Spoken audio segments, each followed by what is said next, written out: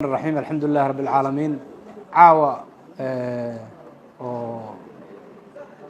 ay tahay habeen jimca soo galayso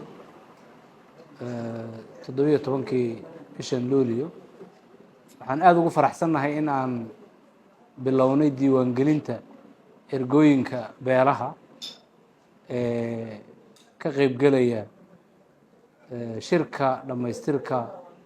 maamul dhiska dawlad goboleedka SSC galabta waxaa noo furmay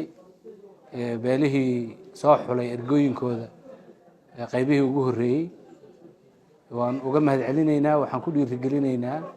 dhammaan beelaha kale soo xulay ergooyinka inay ka soo gaarsiiyaan diiwaangelintu waxay soconaysaa caawa haddii Ilaahay yiraahdo iyo berri subaxa sabtiga ah shirweynihii ergooyinka